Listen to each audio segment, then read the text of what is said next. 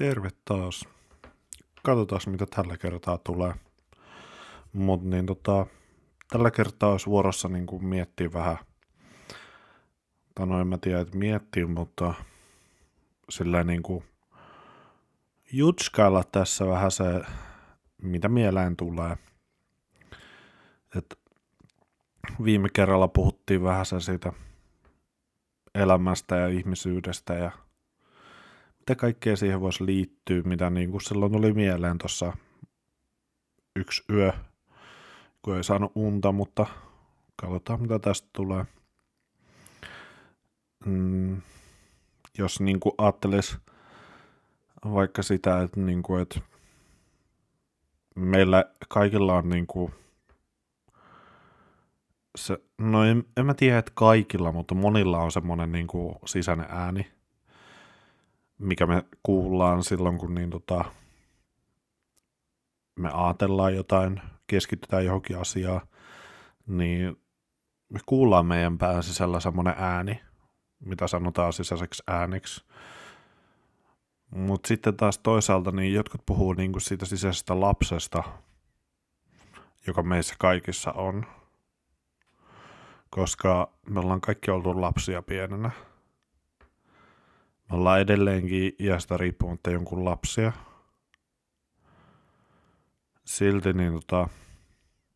on mielenkiintoinen ajatus, että meidän pään sisällä voidaan käydä semmoista sisäistä monologia siitä, että mitä meidän mielessä liikkuu ja millä tavalla jotkut asiat vaikuttaa siihen, että asiat ratkee, saadaan vastauksia kysymyksiin. Moni asia vaikuttaa siihen, että mitä elämässä tapahtuu. Mutta jos kuvitellaan semmoinen hetki, että missä seistään vaikka vuoren juurella, niin me ruvetaan miettimään, että miten me päästään tonne ylös. Tai sitten jos me ollaan semmoisessa tilanteessa, missä kuvitellaan, että meidän pitäisi selvitä jostain, mutta meillä ei ole selkeää kuvaa tai visio siitä, että mitä meidän pitäisi tehdä, niin me voidaan kysyä apua, tai sitten me voidaan kuvitella meidän mielessä, että mitä me voitaisiin tehdä seuraavaksi. Se on mielenkiintoista kuvitella, että joku, jolla on vaikka nopea auto, se pääsee sillä paikasta toiseen, mutta jos tulee ruuhkaa, niin silloin siitä nopeasta autosta ei ole niin paljon hyötyä. Samalla tavalla voitaisiin ajatella, että joku, jolla on paljon rahaa, niin loppujen lopuksi mitä siitä hyötyy, jos sillä on ihan älyttömästi sitä. Ei se tuo onnellisuutta sen enempää kuin se, että, että nauttii ja viettää aikaa niiden läheisten rakkaiden kanssa ja muutenkin nauttii elämästä ja löytää niitä merkityksellisiä asioita omassa elämässä, mitkä vie eteenpäin sitä, että kuka sä oot, mitä sä haluut elämältä ja muutenkin semmoista merkityksellisyyttä. Ihmiset etsii sitä ja haluaa löytää semmoisen uuden toivon ja uuden mahdollisuuden myös niissä hetkissä, kun tuntuu, että on epäonnistunut ja feilannut ihan totaalisesti. Mutta sitten semmoinen asia, että mikä vaikuttaa siihen on se, että miten me asennoidutaan niihin asioihin, miten me kohdataan erilaisia asioita ja kuljetaan kohti sitä. Esimerkiksi jos me asetetaan joku tavoite, niin me voidaan löytää semmoinen hetki meidän arjessa, mikä edesauttaa sitä, että me päästään kulkea kohti sitä, mitä me tavoitellaan, mitä me odotetaan. Mutta jos kuvitellaan, että elämässä olisi jotain muuta, mikä antaa merkityksen meidän elämään, niin meidän kannattaa silloin tavoitella sitä. Meillä on lukuisia erilaisia unelmia, jotka auttaa meitä tuomaan uutta sisältöä meidän elämään.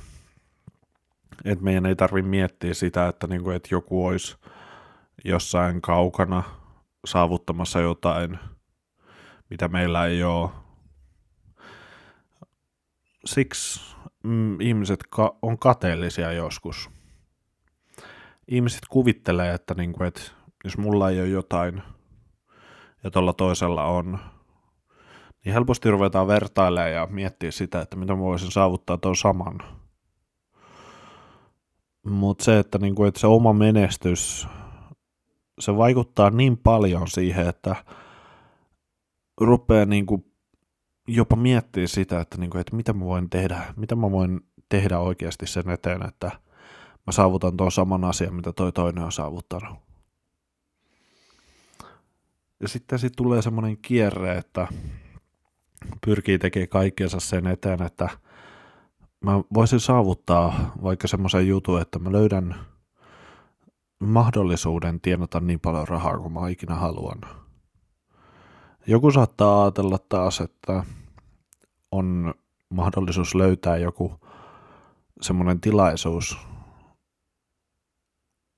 niin kuin saavuttaa semmoinen uudenlainen asema tai status, mikä niin kuin edesauttaa sitä asemaa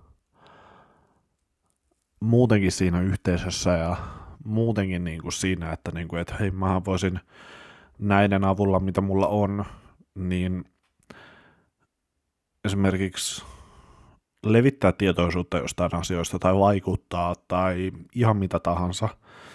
Et meidän ei tarvitse niinku välttämättä niinku kulkea sillä tavalla, että hei, mulla on tämmöinen asia tai mulla on tämmöinen status tai asema. Mitä se ikinä haittaakaan? Mut niin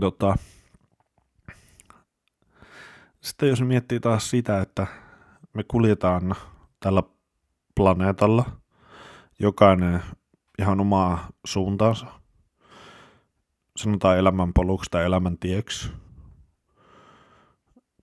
Jotkut sanoo, että niinku circle of life, että niinku elämän kiertokulku, että se määrittelee aika paljon sitä, että minkälaista elämä täällä maapallolla on.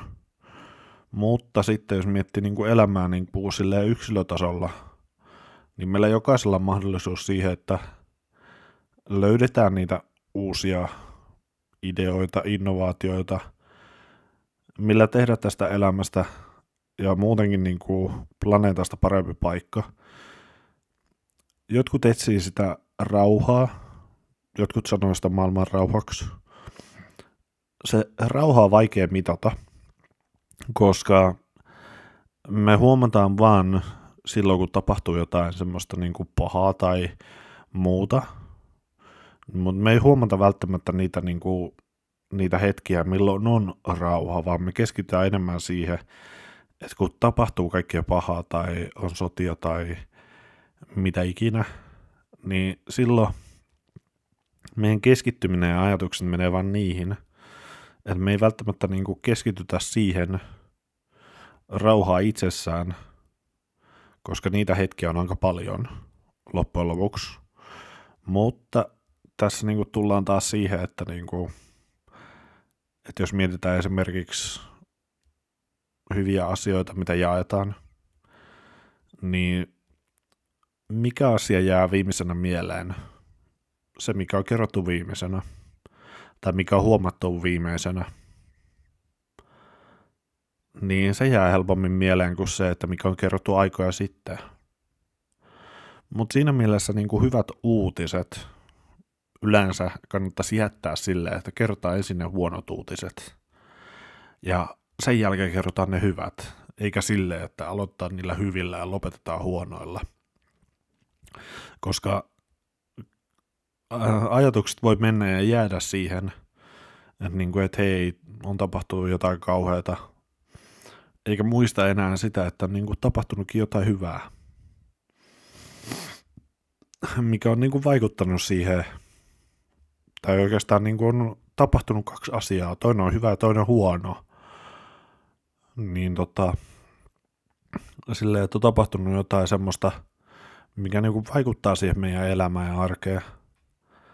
Mutta yrittäisi löytää ne positiiviset ja hyvät asiat sieltä niiden huonojen joukosta, niin se tekisi sitä arjesta ja elämisestä muutenkin niin kuin pikkasen parempaa, että niin kuin ei tarvitsisi pyörittää niitä huonoja ja kauheita asioita mielessä niin kuin päivästä toiseen. Niin elämä voi tehdä mielekästä se, että niin kuin löytää niitä mahdollisuuksia, löytää niitä uusia ovia, mitkä niin kuin odottaa vaan avautumista. Että me voidaan niin kuin etsiä niin kuin mahdollisuuksia meidän elämässä ja löytää semmoisia niin kuin tilanteita, että hei, mä oon löytänyt tämmöisen. Mites sä, että onko sä löytänyt niin kuin uudenlaisen mahdollisuuden keksiä jotain tai olla luova, kun luovuudesta puheen ollen. Joku on joskus sanonut, että meissä kaikissa on luovuutta. Jokainen voi olla luova omalla tavallaan. Mutta se, niin kuin, millä tavalla me voidaan olla luovia, niin se vaikuttaa aika paljon se, että, niin kuin, että joku toinen on taitava piirtämään, joku toinen on taitava niin kuin sanottamaan asioita, joku on taitava näyttelemään, joku toinen on laulajana todella taitava. Mutta niin kuin mikä näitä kaikkia asioita yhdistää on se, että niin kuin niiden eteen on tehty paljon työtä. Et pelkästään lahjakkuus ei riitä yksinään siihen, että, niin kuin, että jostakin tulee maailmanluokan pelaaja tai laulaja tai mitä ikinä, vaan se, että, niin kuin, että sen eteen on tehty todella paljon työtä. Tähteyden ja semmoisen niin kuin maailmanluokan osaajan ja pelkän lahjakkuuden välissä on tosi paljon asioita ja tosi iso kuilu siinä mielessä, että joku on joskus sanonut, että, niin kuin, että jos sulla on lahjakkuutta, niin se on vain 10% siitä, mitä sä oikeasti osaat. Ja loppuosa, se 90%, 90% on sitä työtä, mitä sä teet sen lahjakkuuden lisäksi. Että lahjakkuus riittää tiettyyn pisteeseen asti, minkä jälkeen alkaa se työnteko, mikä niin kuin auttaa siinä, että, niin kuin, että susta tulee parempi ajan myötä, kun sulle tulee toistoja ja toistoja. Siksi on sanottukin, että, niin kuin, että 10 vuotta tekemällä jotain, niin se tekee susta mestarin, mikä yleensä tarkoittaa niin kuin sillä aikatähtäimellä ja aikavälillä sitä, että sä oot 10 vuotta tehnyt jotain niin intohimoisesti ja intohimolla, että susta on tullut mestari siinä sun omassa lajissa tai siinä, että, niinku, että you are the master of your own craft. Että sä oot niinku oikein kunnon taituri ja mestari siinä, mitä sä teet. Sä oot voinut etsiä semmoista niinku omaa paikkaa ja varmaan etitkin vielä tänään sitä sun omaa paikkaa, että mitä sä haluaisit tehdä sun elämässä. Mä itekin etin sitä. Ja me ollaan kaikki etsijöitä, koska me etsitään meidän omaa paikkaa tässä elämän tiellä, elämän polulla.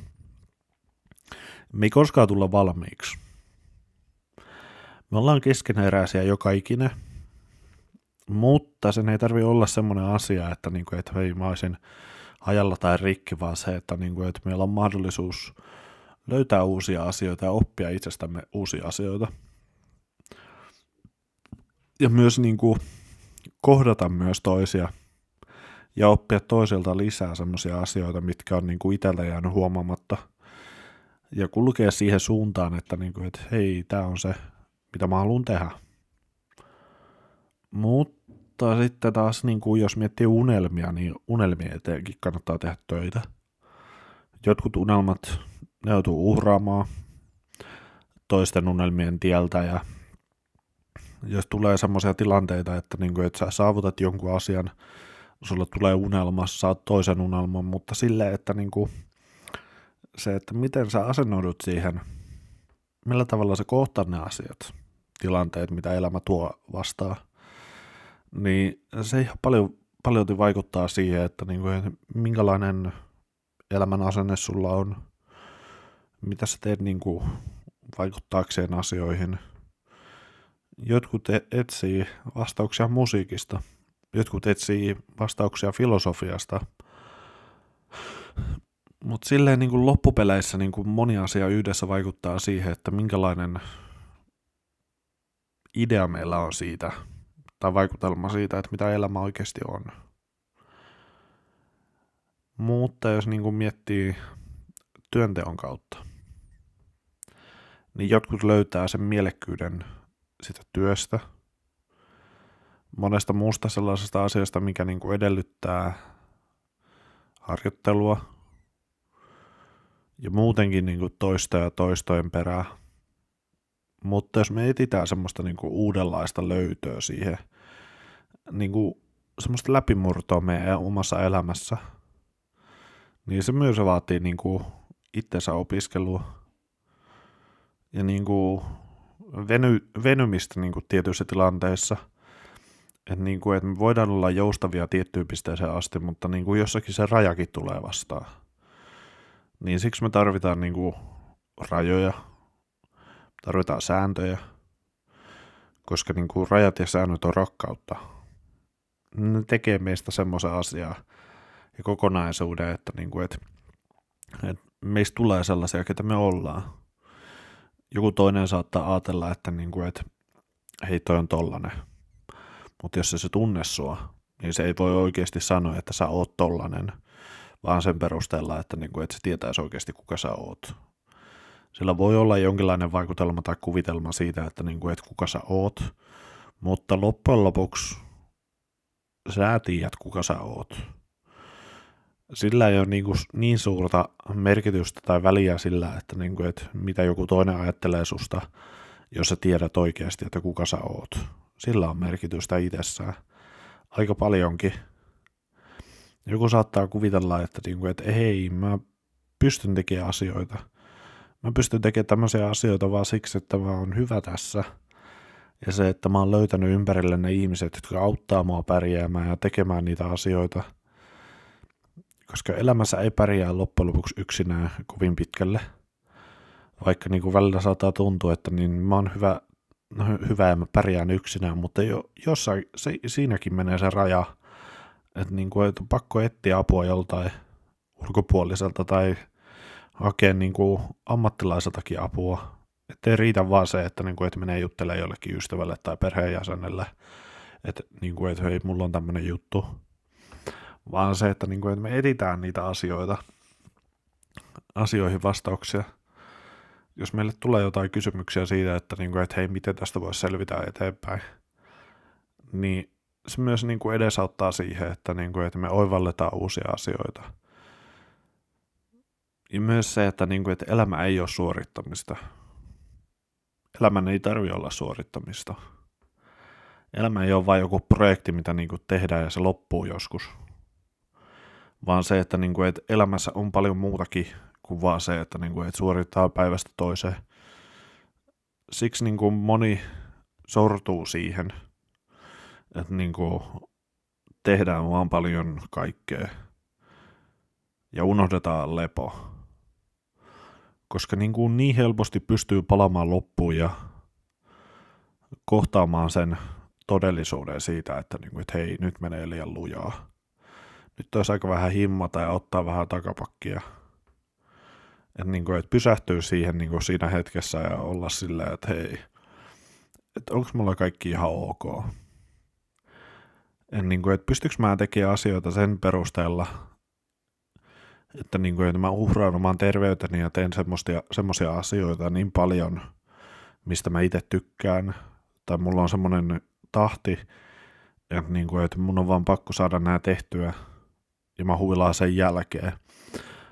Vaikka niin kuin, mahdollisuuden ja tilaisuuden myötä niin kuin, on mahdollisuus ehkä niin kuin priorisoida ne asiat sillä tavalla, että hei, mä en nyt pysty tekemään tätä, että mä siirrän tämän myöhemmälle ja sovin, että, niin kuin, että hei, tää hoidetaan myöhemmin. Että jos ei yksinkertaisesti pysty niin kuin tekemään jotain asiaa sen takia, kun ei itse jaksa tai ei kykene siihen sillä hetkellä, niin se myös niin kuin edesauttaa sitä niin kuin omaa hyvinvointia ja jaksamista.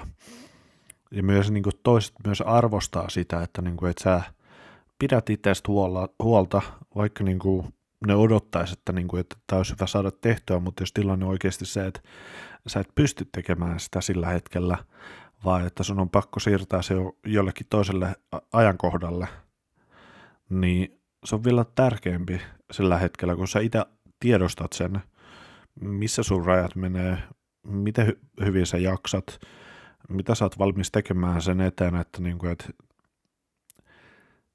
kuin, että sä jaksaisit ja voisit paremmin. Jotkut taas niin kuin, kohtaa semmoisia asioita omassa elämässään, että tuntuu, että, niin kuin, että on annettu todella paljon, en mitä pitäisi jaksaa. Mutta niin kuin loppujen lopuksi, niin kuin, tai ylipäätään saattaa tuntua, että jollekin on annettu aivan liikaa jotain, mitä pitäisi kantaa. Mutta sekin on suhteellista tiettyyn pisteeseen asti. Että joskus elämä antaa enemmän kuin se ottaa. Tai miten sä ajattelisit, että joskus elämä yllättää, että se antaakin hyviä asioita ja sitten tai ylipäätään hyviä asioita sinne niin kuin huoneen ja kipeidenkin asioiden keskelle, jos niin kuin joku sairastaa, niin niitä hyviä asioitakin on olemassa, ettei ole vain sitä pahaa tai paskaa, mitä niin kuin tulee joka suunnasta, ovista ja ikkunoista, ja tuntuu siltä, että, niin kuin, että hei, mä en pysty tähän. Mä en kestä enää, kun koko ajan vaan tapahtuu jotain pahaa. Mutta sitten kuitenkin siellä on niitä hyviä onnenhetkiä välissä, että, niin kuin, että hei, mä pärjäänkin, mutta mun ei tarvitse pärjätä tässä yksin. Mutta sitten taas on niitä ihmisiä, jotka elää yksin ja on niin kuin yksinäisiä. Ja ne on joutunut siihen loukkuun, eikä tiedä, mitä sieltä pääsisi pois. Ja sitten kun niitä yritetään auttaa, niin niillä on vaan se ajatus siitä, että, niin kuin, että hei, mä oon yksin, että kukaan ei pysty auttamaan mua. Mutta niin kuin, meitä on erilaisia tapauksia täällä. Kukaan meistä ei ole toivoton. Jokainen on oma persoona. Meillä on mahdollisuus tehdä asioita toisten hyväksi ja oman itsemme hyväksi. Mutta niin kuin loppujen lopuksi se, että mikä loppujen lopuksi merkkaa eniten, mikä antaa meille toivoa tähän elämään ja ylipäätään elämiseen, niin meidän kannattaa tavoitella niitä. Meidän ei tarvitse miettiä sitä, että joku on parempi tai saavuttanut enemmän tai tiedannut enemmän rahaa, vaan se, että mitä sulla just nyt on, niin se riittää. Ei mulla muuta. Jatketaan toisella kertaa. Kiitti, moi.